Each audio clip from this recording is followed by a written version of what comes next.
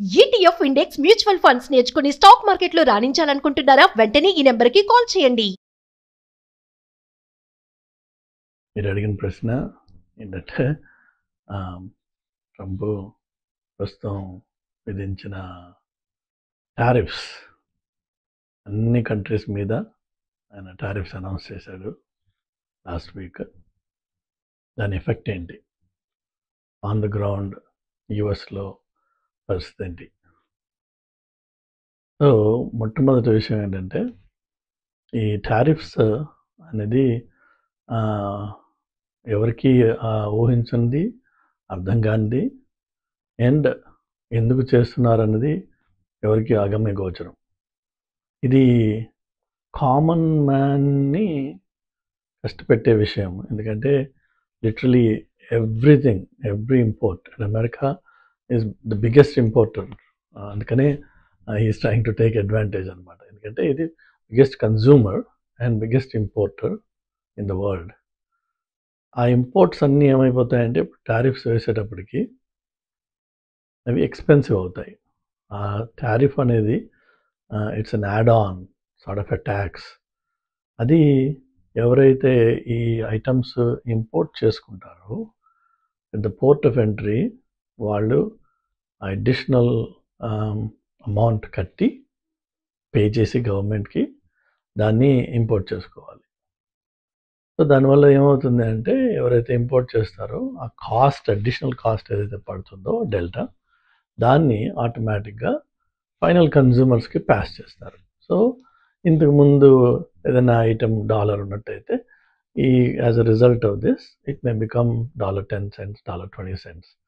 అట్లా చిన్న చిన్న వాటికి అన్నిటికీ కూడా యాడ్ అవుతుంది. బికాజ్ ఆయన ఒక ఇండియాకి మాత్రమే ఎగ్జామ్షన్స్ ఉన్నాయి. పర్టికులర్లీ మనం ఏంటంటే we are big software services and products or whatever that we do in the software industry, that's the biggest exporter. మన ఇండియన్ ఎక్స్పోర్ట్స్లో అది one of the biggest items. Then of course pharmaceuticals. ఆ రెండింటికి exemption ఇచ్చాడు. కాబట్టి Indian economy మీద, India exports మీద probably about $10 billion వస్తుంది క్యాలిక్యులేషన్స్ ప్రకారం. Out of 400 billion, 10 billion is like nothing, right? So as a result India మీద effect లేదు, కానీ China is going to be impacted pretty heavily. అంటే all products that come from China will be more expensive going forward. ఇది బాగానే ఉంది, కానీ దీనివల్ల జరిగే సైడ్ ఎఫెక్ట్స్ ఏంటంటే, ఒకటేమో ప్రోడక్ట్స్ పెరగడము, ప్రైసెస్ పెరగడము ఒక వంతు అయితే, రెండోది జియో పొలిటికల్ టెన్షన్స్ పెరిగిపోతాయి. దీంతో కార్డియల్ రిలేషన్షిప్స్ ఏవైతే ఇన్నాళ్ళు ఉండినాయో అవి చెడిపోతాయి. ఆల్రెడీ అమెరికాకి సౌత్లో, నార్త్లో ఉన్న 2 బిగ్ కంట్రీస్, మెక్సికో కానీ ఇటు కెనడా కానీ రిలేషన్షిప్స్ చెడిపోయినాయి. సరే, ఈ ఇమిగ్రేషను, డిపోర్టేషను వీటి వల్ల కొంత సౌత్ అమెరికన్ కంట్రీస్ తోటి చెడింది. బట్ వాళ్ళు ఏం పెద్దగా దాని గురించి ఏం చేయలేరు, ఎందుకంటే అది ఇల్లీగల్ కాబట్టి. వాళ్ళని పంపించినా వీళ్ళు ఏం చేయలేరు. They have no grounds to fight. కానీ ఈ విషయంలో మాత్రం అందరూ కూడా every country across the board, EU కానీ, యూరోపియన్ యూనియన్, ఇటు చైనా, కెనడా, మెక్సికో, మేజర్ ఎవరైతే ఎక్స్పోర్టర్స్ ఉన్నారో, మేజర్ ట్రేడ్ రిలేషన్షిప్స్ ఏవైతే ఉన్నాయో యూఎస్ తోటి, everybody is giving it back. Everybody is taking it as a matter of pride. దానివల్ల జరిగేది ఏంటంటే, ఒకటి జియోపొలిటికల్ డిస్టర్బెన్సెస్ వల్ల, అలానే కొంత ఎకనామిక్ డిస్టర్బెన్సెస్ వల్ల కంపెనీస్ ఏవైతే ఉన్నాయో అవి first of all strategic long term investment ప్రాజెక్ట్స్ని వాళ్ళు హోల్డ్ చేస్తారు ఇప్పుడు, until they can read into the future. ఏంటి అసలు పాలసీ ఏంటి? Because this is not a policy. Tariffs is not a policy. So they are looking for what is economic policy of this government. అది clarity లేని రోజులు పెద్ద పెద్ద investments ఎవరు చేయరు. They not sure. అదొకటి. రెండోది వచ్చేసి, ఈ అన్సర్టన్ ఎన్వైరన్మెంట్లో ఏవైతే కొన్ని టాక్టికల్ ఎక్స్పెన్సెస్ ఉంటాయో we will try and cut them down. So ఈ టాక్టికల్ ఎక్స్పెన్స్లో జనరల్గా హిట్ అయ్యేది ఎవరంటే అవుట్సోర్సింగ్, ఆఫ్ షోరింగ్, అట్లనే యుఎస్లో కన్సల్టింగ్, ఇలాంటివి are the easier ones where company can live without. అది క్వశ్చన్ అక్కడ. Is this something we have to do now అని ప్రతి ప్రాజెక్ట్కి, ప్రతి ఎక్స్పెన్స్కి ఒక క్వశ్చన్ వస్తుంది. It is not, then let's hold back.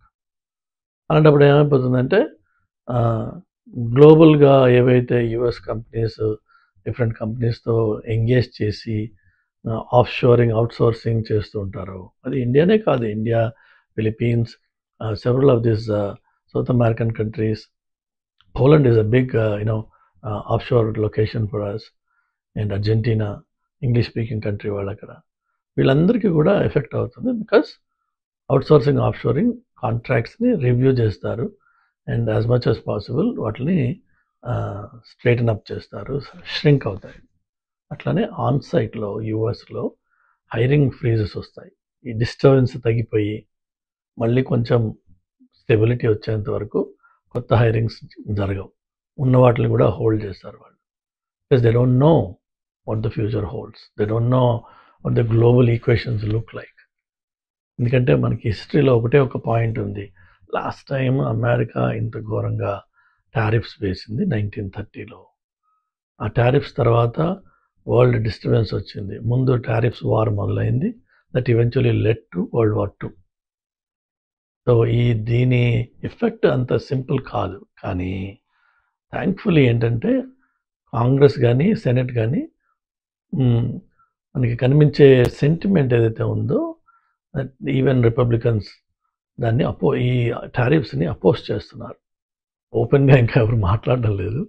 కానీ నిన్న ఏప్రిల్ 5th నాడు యుఎస్లో పెద్ద ర్యాలీలు జరిగినాయి మొత్తం 50 స్టేట్స్లో against all the things that are happening in the last 2 months. So hopefully leaders will listen to the public's view and they will make some course correction. దాంతో ఏంటంటే ఈ ఇంటెన్సిటీ తగ్గే అవకాశం ఉంది. అలా కాకుండా ఇంకొకటి కూడా ఏముంటుందంటే ఈ స్టాక్ మార్కెట్ ఏదైతే మేజర్ ఎఫెక్ట్స్ ఉంటాయో, డిప్ కానీ అప్ కానీ రెండిట్లోనూ కూడా అది బాగా డబ్బున్న వాళ్ళు ఆడుకునే ప్లే గ్రౌండ్ అది. సో అది మార్కెట్ క్రాష్ అయినప్పుడు వాళ్ళు billionaires make more billions. Market పైకి వెళ్ళినప్పుడు వాళ్ళు సంపాదిస్తారు. Both ways they make money. And fortunately ఈసారి ఏమైపోయిందంటే ఏప్రిల్ 2nd నేను అనౌన్స్ చేస్తున్నానంటే already everybody knew April 2nd and 3rd 4th market crash అవుతుంది. ఎవరెవరైతే షార్ట్ చేసి ఉంటారో they would have made billions of dollars. కానీ అలా పార్క్ చేయగలిగిన డబ్బులు, ఆ రిస్క్ తీసుకోగలిగిన థాట్ ఉన్నట్టయితే వాళ్ళు బాగుపడి ఉంటారు. నో మ్యాటర్ వాట్, ఈ నెక్స్ట్ 6 months, ఇంతకుముందు కూడా మనం మాట్లాడాం ట్రావెల్ గురించి కానీ, ఇప్పుడేమో మార్కెట్స్ గురించి కానీ, లేక హైరింగ్ గురించి కానీ, నెక్స్ట్ 6 to 8 months అమెరికాలో ఈ డిస్టర్బెన్సెస్ ఉంటాయి. కాబట్టి అందరూ కేర్ఫుల్గా ఉండాలి. అన్నెసెసరీ ఎక్స్పెండిచర్స్ ఏమీ చేయకుండా కొంచెం సేవ్ చేసుకుని, జస్ట్ ఇన్ కేస్ ఏదైనా జాబ్స్ లే ఆఫ్ అయినా, లేకపోతే మనకి కొంత డబ్బులు టైట్ అయినా మనం సర్వైవ్ అవ్వగలము 6 months పాటు. ఇన్ఫ్యాక్ట్ అమెరికాలో నేను చాలాసార్లు చెప్తూ ఉంటాను, అమెరికాలో ఎకనామిక్ సెక్యూరిటీ ఏంటి, ఎకనామిక్గా సెటిల్ అవడం అంటే ఏంటంటే 6 months పాటు ఉద్యోగం లేకపోయినా, ఇంకొకరి దగ్గర అడుక్కోకుండా మన సేవింగ్స్తో మనం బతకగలిగితే అమెరికాలో you're secure. Of course legal status is a separate story, అది నేను మాట్లాడలేదు. బట్ ఎకనామిక్గా how can you say you're secure అంటే 6 months సేవింగ్స్ ఉండాలి మనకి. అది ఉన్నట్టయితే life will be just normal. Okay, ఒక 6 నెలల పాటు ఇఫ్ యూ కెన్ ఆ వేవ్ని మనం తట్టుకోగలిగితే, on the other side again life will become normal. So that's my message to all of you. Be careful, don't do any extravagant unnecessary expenditure. పెద్ద పెద్ద items కొనే ముందు కొంచెం ఆలోచించండి. Can you hold it back for 6 months? అప్పుడు ఈ tariffs పోవచ్చు, ఇక ఈ అన్సర్టనిటీస్ అన్ని పోయి కొంచెం స్టెబిలిటీ రావచ్చు. So please be careful and good luck to all of you.